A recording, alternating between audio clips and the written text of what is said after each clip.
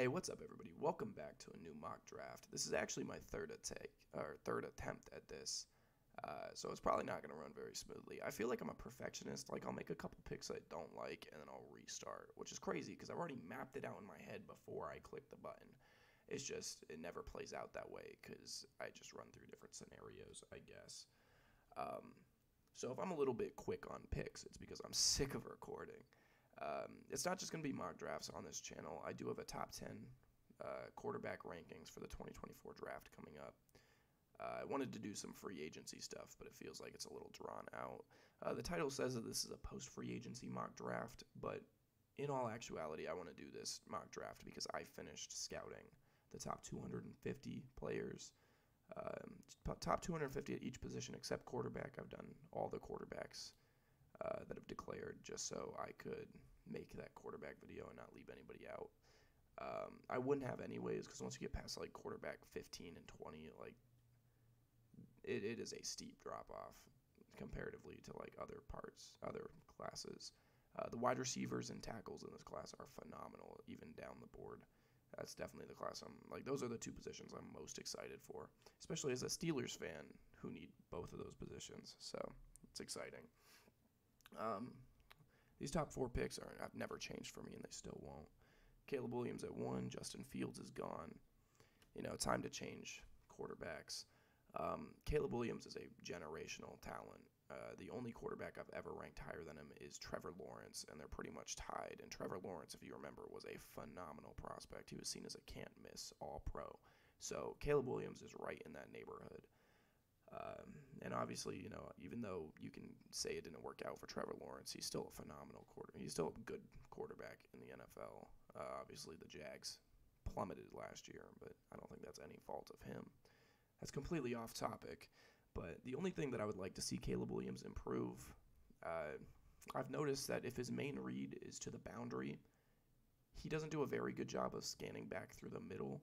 And if he does find another guy in the middle, it doesn't seem like he really wants to throw it. That's the only thing that I could really nitpick from Caleb Williams to find something to complain about because he is phenomenal. Drake May at 2. A lot of people are saying that Drake May and Jaden Daniels are going to fall because of J.J. McCarthy. I just don't think that's true. Drake May in most classes would be the top quarterback. I don't think he's quite your generational quarterback, but he is a guy that can be top 10 in the league and a potential Pro Bowler, I think.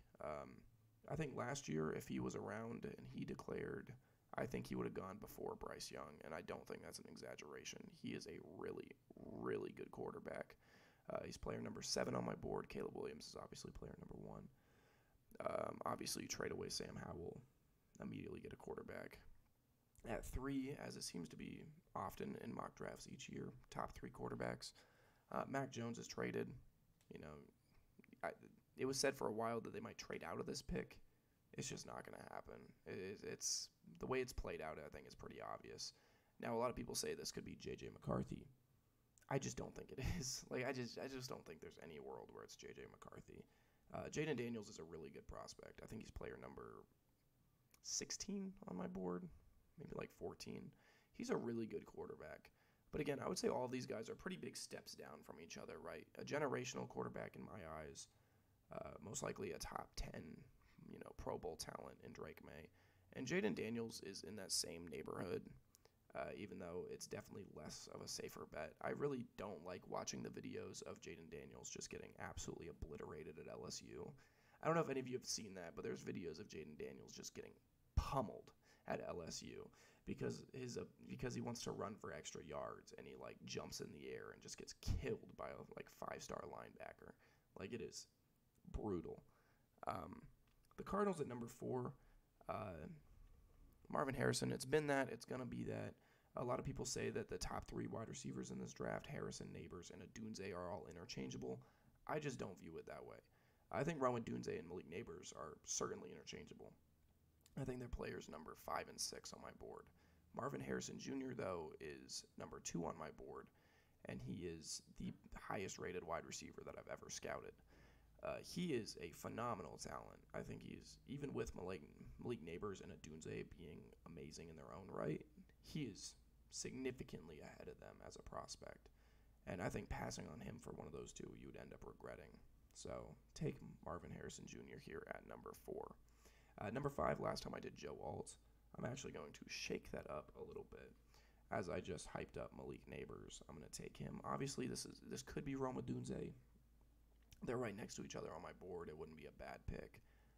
But I don't think it's the pick that they do here. I just don't. I think it's going to be Malik Neighbors or Joe Alt. Obviously, you lose Keenan Allen. You lose Mike Williams. You need a wide receiver desperately. You can't go wrong with Malik Neighbors, especially outside of the top. I mean, no, I was going to say something that was wrong. It's a very deep class. However, the wide receiver class I don't think is as deep as the tackle class. Outside of these top 3 wide receivers, there's a huge drop-off, even if it is a deep class. And outside of Joe Alt, there's a pretty sizable fall after Olu Fashanu, I think. But still, this could definitely be a trade-out spot, which is what I think it's probably going to be. I think it's probably going to be them trading to 11 and getting pick number 23. As a team that needs a wide receiver and a tackle, that's a phenomenal option. Because, like I said, it's a really deep class for both positions. At number 11 and 23, you can hit both marks, whereas if you only have pick number 5, you kind of have to pick and choose which elite talent you want. At number 11, Rome Odunze could be a sneaky pick to still be there, even though I don't think he still will be. Even if Joe Alt and Olu Fashanu are off the board, which Olu Fashanu could realistically be on the board. Even if that happens, Talise Fuaga is going to be there. J.C. Latham is going to be there. Amarius Mims is going to be there. Tyler Guyton, Troy Fatanu. Like, there are still going to be plenty of tackles on the board for you. If you like Brian Thomas Jr. out of LSU, I mean, he's also just on the board. So I think it makes sense for them to trade out and have a team trade up for J.J. McCarthy. If a team does not trade up for J.J. McCarthy, though, I think he's gone at 6. I think he either goes at 5 or 6. It's either a trade up or the Giants take him at 6. You either jump to the Giants for him or watch the Giants take him. I don't really like J.J. McCarthy that much. I think he is significantly better than the quarterbacks that are after him in Bo Nix and Michael Penix and Spencer Rattler. But he's probably player number 40, 45 on my board, which, I mean, it's important to remember that player number 45 on my board, even though there's 44 ahead of him, he is a first-round talent simply because he's a quarterback, and that is the position in the NFL that is coveted the most. So just given positional value alone, even though I don't think the player is a first-round talent, I mean, just being a quarterback makes him a first-round guy. So I think it's a real possibility to see him fall on draft night, but, I mean, the Giants are said to really like him. So there you go. He reminds me way too much of Mac Jones. That's what I'll say. But, you know, we'll see how that plays out. Obviously, he has the tools to succeed. We haven't really had to see him do too much at Michigan in a run-heavy power scheme. But when he was asked to make throws, he made all the throws he had to make. You know, he's going to be a great game manager, I think, at a minimum. He's going to be a starting caliber quarterback in the NFL. So, you know, if you're okay with that at 6, by all means. Number 7, I think the Titans are thrilled that the Chargers picked wide receiver because it means they can just take Joe Alt. Like I said, he's easily the top tackle in this class. I thought Olu Fashanu is how it's pronounced, by the way, if you didn't know that. I thought him and Joe Alt were going to be super close, but when I turned on the tape, I mean, Joe Alt is significantly better than any tackle in this class. Fashanu is definitely the second best tackle in the class. I don't think there's any debate, but it's just I really did think that he could even be better than Joe Alt, but it just is not true. Coming in at number 8, this has been a quarterback for me, I believe. But obviously, you know, you get Kirk Cousins. You don't need a quarterback. He's on a big 3-year deal, I believe. This could be Terrion Arnold. This could definitely be Rome Odunze. I think that's very, very, very realistic. However, for a team like the Falcons, I feel like you're okay with the weapons you have on offense, especially with Kirk Cousins. I think you need defensive help more desperately. And with the best defensive player in the draft still on the board in Dallas Turner, I just don't know how you could pass on that. I think he is the best defensive player in this class, and I don't think there's much of an argument for it. I think he's player number 8 on my board, I believe, and then it's a little bit till you get down to the next defensive player. You obviously need help at edge pretty desperately, and you get one hell of an edge rusher in Dallas Turner. I don't think you should overthink it. The old trope is get a quarterback and then immediately get a weapon to help him, which the Bears most likely, honestly, I would do that, especially if Dallas Turner's off the board here. I don't think this is where we see Liatu Latu go. And as I've said with these top 3 wide receivers, they are seen interchangeably. Rome Odunze is seen as a wide receiver 1 at the next level. I don't know how you would pass on that, especially as a team that needs wide receiver help. Obviously, they lost Darnell Mooney in free agency. So I believe that I could sound stupid. They picked up Keenan Allen, right? I remember they signed a big wide receiver. I'm pretty sure that's what it was. Obviously, Keenan Allen is not a forever option for the Bears, and I don't think it should scare them away from taking a wide receiver. Sitting at number 10, if Odunze is on the board, once again, I believe the Jets go there. This has been a popular Brock Bowers pick for me, which would, he's certainly an upgrade over Tyler Conklin immediately. With Aaron Rodgers coming back, giving him another weapon, that's very tempting. However, with Aaron Rodgers coming back, Zach Wilson got murdered last year because their offensive line just was not holding their own. If Olu Fashanu is still on the board, by all means, I think you pass on Brock Bowers for him. Anchor one side of the offensive line for your aging quarterback that's coming back off an injury. But please, Aaron Rodgers has produced with pretty not good weapons in the past. He'll be fine, but get him an offensive line and protect him a little bit. So I think that is definitely the best option. I've actually switched the Vikings pick every time in this one. Actually, like I said, this is my 3rd take. I believe in my first one I took Terrion Arnold, and I know in my second one I took Bo Nix.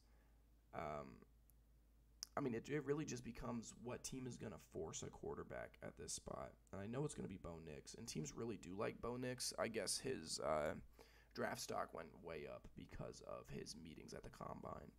I guess teams really like what they see out of him. He has a lot of intangibles that teams really enjoy. And it's going to take a team reaching on him. D-tackle, you've picked number 23. You're going to be able to get the top D-tackle, or at least the second best D-tackle at 23 most likely.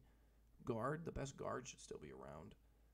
Wide receiver, at 23 there's a good chance that Brian Thomas or Keon Coleman is still around if you want to go that route. And even then, it's not the biggest need for the Vikings, right?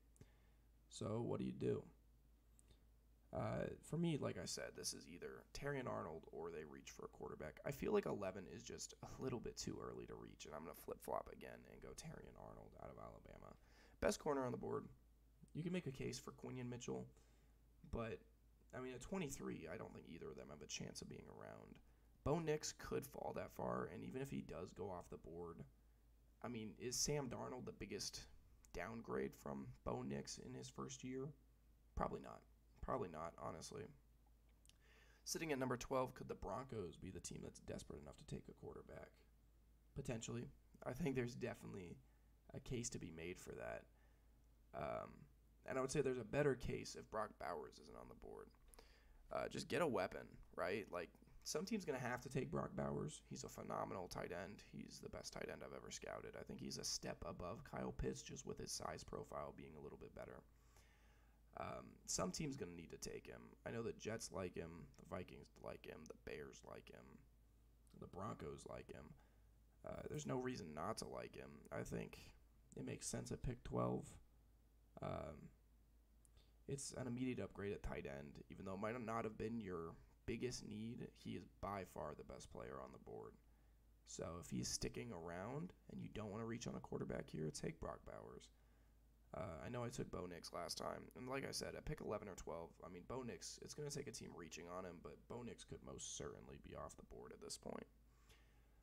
If you are the Raiders, I think the board has played really nice to them in order to take a tackle, unless you also want to reach on Bo Nix, which I don't think they're going to. I think they have enough confidence in Aiden O'Connell to pass on him. Plus, they got Gardner Minshew. Not that that should persuade them. And really, these top five tackles, I mean, it's really, I think all five of them are kind of interchangeable in terms of where they're going to end up getting drafted, especially these four. We can see them go in any order. It wouldn't surprise me at all if Amarius Mims is the first one off the board just because he's a freak athlete. J.C. Latham is probably my favorite of the bunch, and then Fuaga's right behind him. But what do you do at pick 13? I'm going to take J.C. Latham. I just feel like the Raiders don't want a project tackle, which is what Amarius Mims would essentially be. I don't think they're in a position to take another risk like that right now. So I think they just take the safest option, which is J.C. Latham, who I think is the best tackle in this group.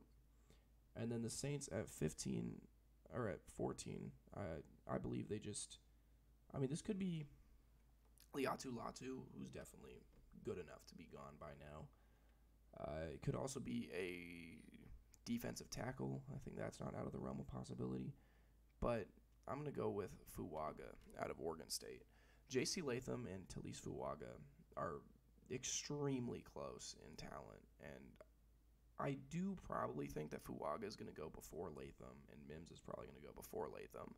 But really, this is more, for me, this is a combination of what I think teams will do and how I would do it, because I do think Latham is the best tackle that was on the board at that place, or at that point, even though most teams probably don't, and most analysts probably don't. I just think he's a step above Fuaga and Mims and Fatanu and certainly Guyton. Number 15 in my first mock draft, I had this being corner as I went with Quinion Mitchell. Here, I think I'm going to pass on Quinion Mitchell and go wide receiver with Brian Thomas Jr. Brian Thomas Jr., I wouldn't be shocked to see go in the top 15. He's a guy that's certainly climbed up draft boards in recent times. His draft stock has certainly been on the rise. I know for a while Keon Coleman was supposed to go before him. I don't think that happens. Brian Thomas Jr. is going to be most likely a very good wide receiver. A lot of teams really enjoy him. I had him going at 17 last time. I'm going to take him at 15, even though, in my opinion, I do think corner's probably a bigger need in Indianapolis, but I think Brian Thomas is probably the better player than Quinion Mitchell at this point. At pick 16, Jackson Powers Johnson. I've done it pretty much the entire draft, and I'm going to keep doing it pretty much the entire draft, as much as I hate it, because I want the Steelers to get Jackson Powers Johnson really bad. As a Steelers fan, I want Jackson Powers Johnson, Amarius Mims. I would love to see them get Talise Fuaga if he were to fall, Nate Wiggins, Cooper DeJean, Quinion Mitchell if he's somewhere still around, or if he's somehow still around. A lot of options for the Steelers this year, and I'm really excited for that. Like I said, it's a deep tackle and wide receiver class, and they need both. So, sitting at pick number 17, this was Brian Thomas last time. It's going to be Quinion Mitchell this time. Like I said, I mean, he's a guy that I think could definitely go before this. I'm just going to have them and the Colts actually swap picks compared to where they were last time. But realistically, if Brian Thomas Jr. isn't on the board, I think 17 is too early to go wide receiver for Keon Coleman. It's certainly not too early for Quinion Mitchell, as he's a guy that this is about right for him. At 18, the Bengals, this is another pick that I have flip-flopped on. I think it's too early for Keon Coleman. Certainly not too early for a guy like Byron Murphy, even though I'm not big on Byron Murphy. This is about the range where you'd expect him to go. I could see this being an edge rusher, just stack edges. Teams love to do that. This could be a corner, maybe Nate Wiggins if that was true. However, like I said, a lot of these tackles are very close. I think I'm going to take Amarius Mims off the board at pick 18. My reasoning for that, like I said earlier, Amarius Mims is a freak athlete. His size, weight, and athleticism profile is essentially unheard of. He's a project, as I said earlier, and the Bengals obviously just signed Trent Brown to a one-year deal. Obviously, you're not entitled to extend him past that. Orlando Brown is also there. So you can kind of have Amarius Mims come in and learn behind both of them. Orlando Brown is also a freak athlete. I believe he's 6'7", 6'8". So I think Amarius Mims, if he's put in the right system to succeed and is coached properly, he could be an amazing tackle at the next level. It's just going to take the right team to take a chance on him, and he's going to probably have to sit for a while and learn. And I think the Bengals are a perfect spot, especially just giving Trent Brown a one-year deal. Sitting at number 19, I don't think the Rams should really think too much. I've done it a lot, even though I don't think it's their biggest need. Laiatu Latu is way too good to still be on the board. And if he falls to 19, I think the Rams take him. There's a lot of teams that can take him before this, and realistically, he probably finds a spot before this. I just don't know who would do it. It would take a team passing on their biggest needs to take him. So, sitting at number 20, my team, the Pittsburgh Steelers. Unfortunately, I don't actually think the board's played out super well. You could take Fatanu. He's probably going to end up playing guard. Your guards are pretty good. I think it's a little too early for Tyler Guyton. You're obviously not going to take a center here. Corner's played out very nicely if you're the Steelers. I think it's too early for Keon Coleman still. Now, the question for me at this point would be, do you want Nate Wiggins or do you want Cooper DeJean? And for the Steelers, I want Cooper DeJean. He's one of my favorite prospects in this cycle. Even though I will openly admit Nate Wiggins is a better cornerback. But Nate Wiggins is not going to end up playing safety. Cooper DeJean is a guy that can flex to safety. And as the Steelers, who at one point were starting practice squad strong safeties last year, and I don't think Damontae Kazee is your long-term option. Patrick Peterson was cut at corner. Levi Wallace is gone. You haven't had a good slot corner since Mike Hilton. I mean, this is a guy that can be immediate slot corner, and he's a guy that has flex to play safety. The only reason he's not listed at corner is because his backpedaling ability isn't very good. He's a very big dude. Like, he's a very big upper body, but his legs aren't quite up, like, the same diameter, if you will. So his backpedaling isn't amazing because he's super top-heavy. So that's the reason a lot of teams have him bumped back to safety. But the Steelers are in a position where they need both. So I think taking him at 20 makes a lot of sense, especially because, I mean, he's comparable to Nate Wiggins at corner. And he offers way more flexibility than Nate Wiggins would. So that's why I have him here. I like Tyler Nubin, too, as another guy that could be a first-round pick for sure. I just don't think he's a guy that's going to fit in. Sitting at number 21, I believe I've had this pick be Graham Barton in the past. It's not going to be here, but it is something that I have had happen. I mean, increasing, you could get a lineman here or an offensive lineman at any position and be very happy. I would say these D tackles are starting to slide a little bit more than I think they will.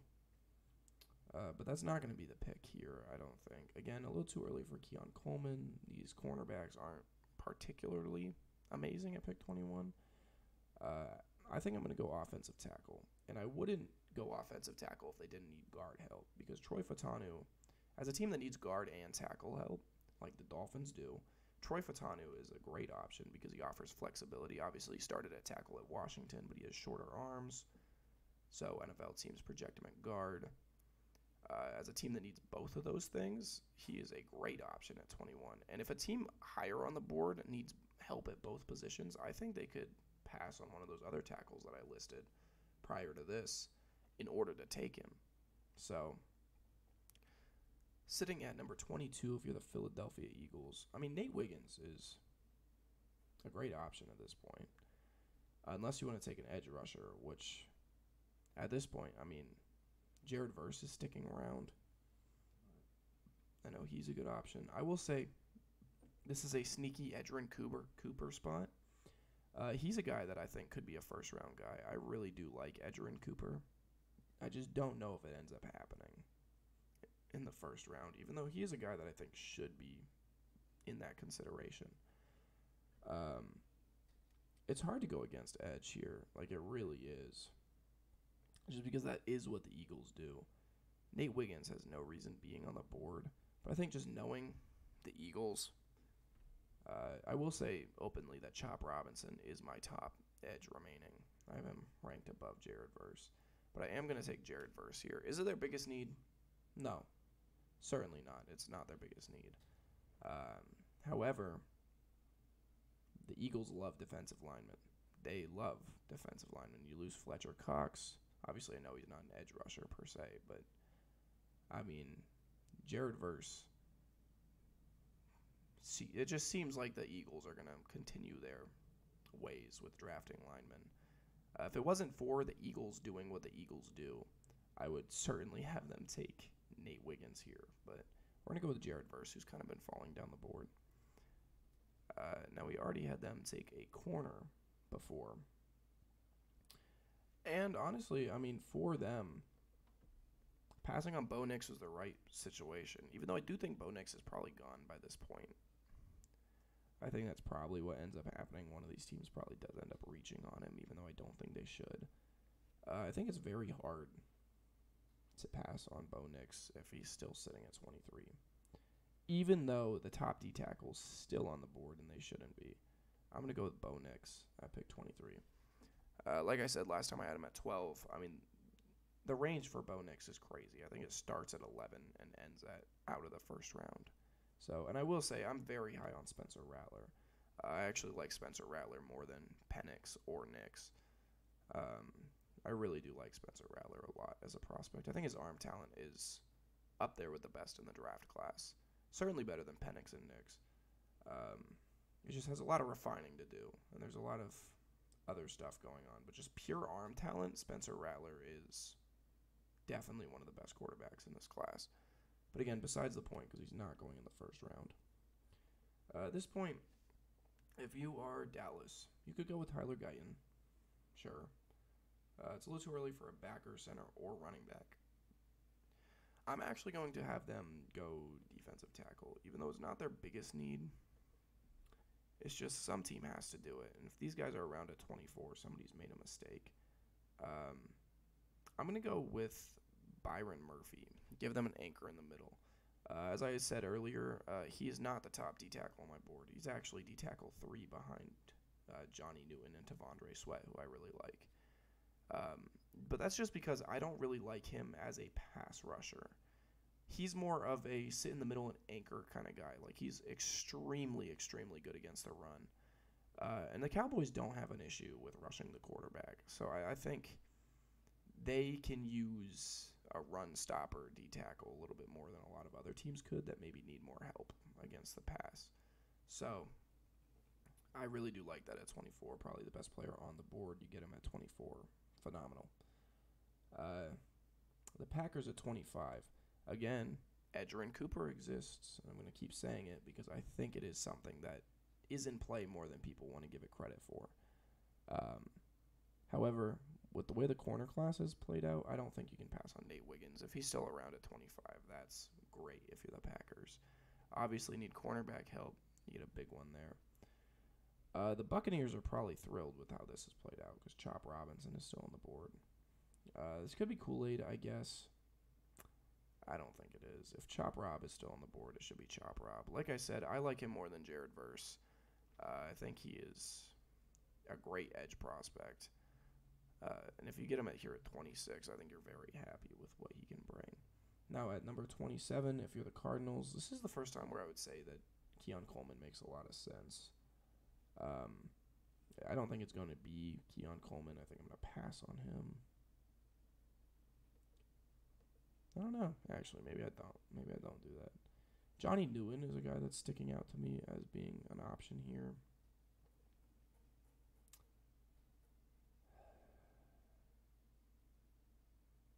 God, I'm almost tempted, if I do go wide receiver, to pass on Keon Coleman for Adonai Mitchell. It's not something I've done, though.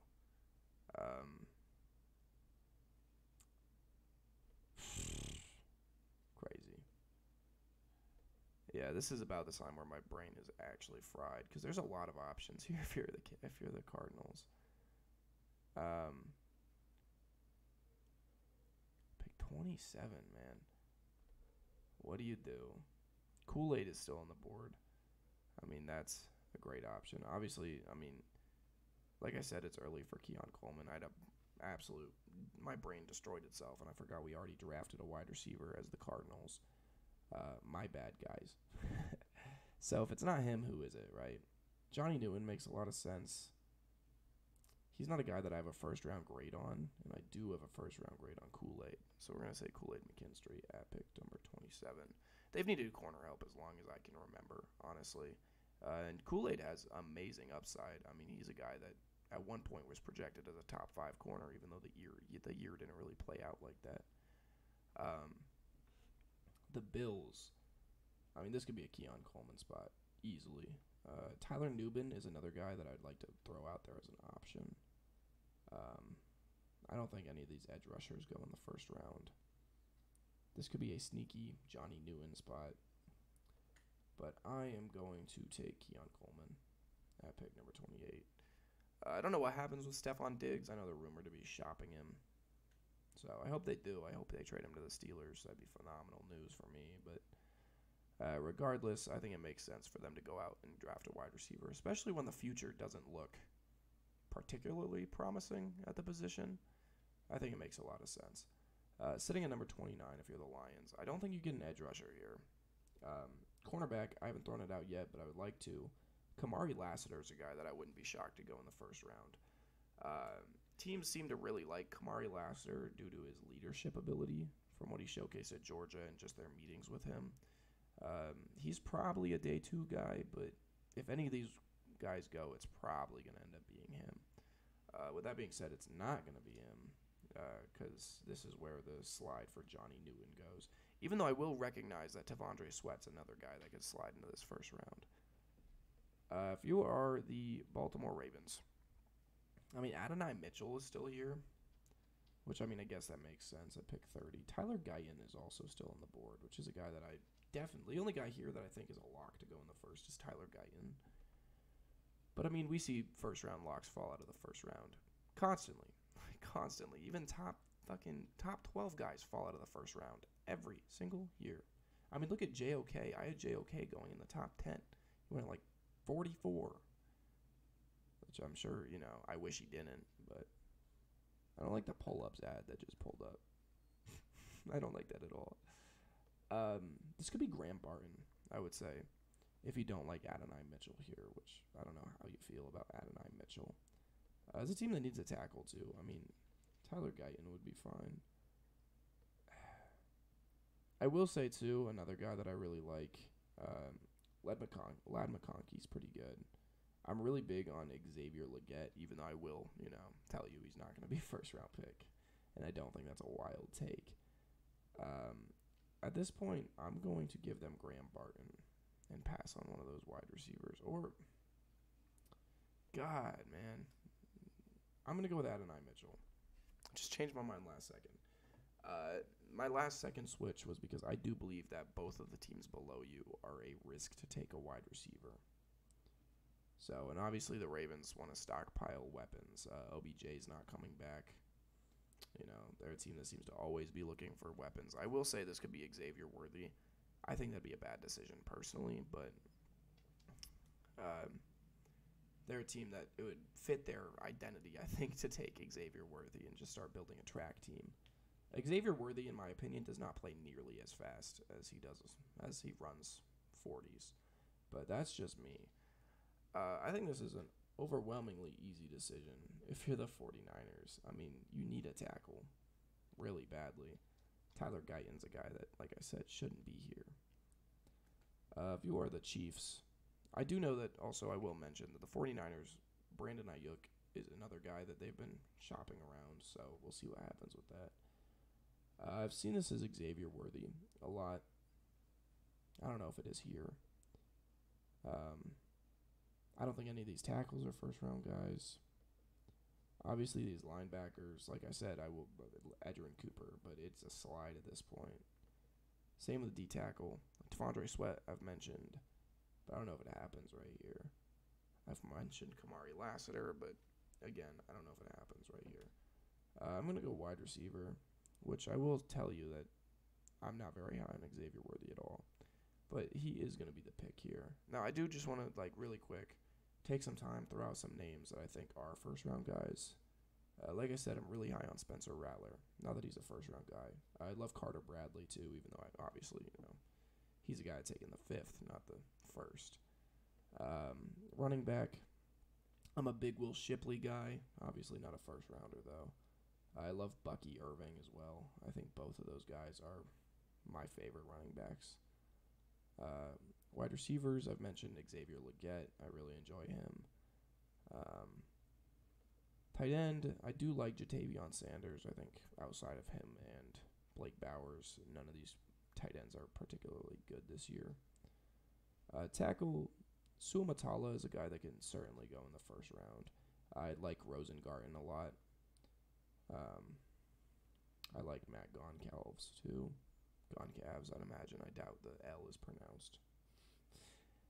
Guard, obviously Grant Barton's a guy that is likely a first round pick, but I just don't know where. I really like Christian Haynes. He's a guy that I wouldn't mind a team taking in the first round. Zach Frazier could be a first rounder, but it would take a team being pretty desperate for a center, I think, and I don't think that happens. Devondre Sweat, I think, is worth a first round pick, even though he most likely doesn't go there. Let's see. I don't like Adisa Isaac. I'll put that out there. None of these guys I'm particularly thrilled about, especially in the first round. I like Edgerrin Cooper a lot. Corner, big Kamari Lassiter guy. Nobody else here. I like Tyler Nubin a lot.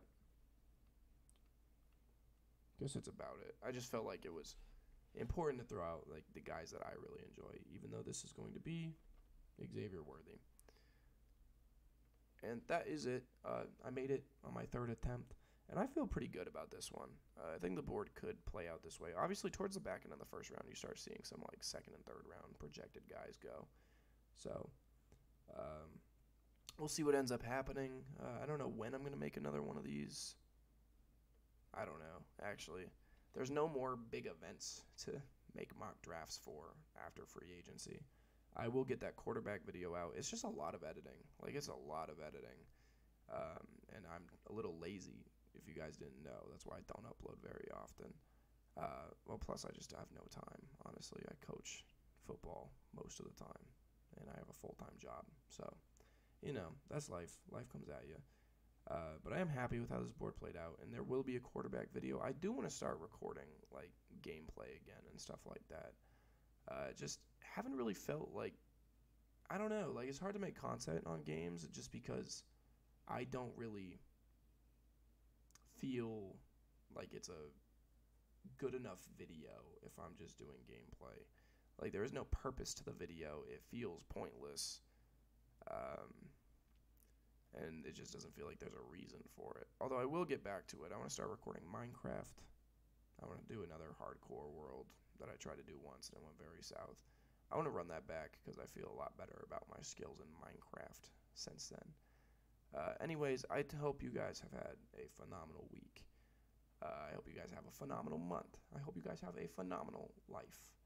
And I will see you guys in the next video of whatever I make. Hopefully a quarterback video.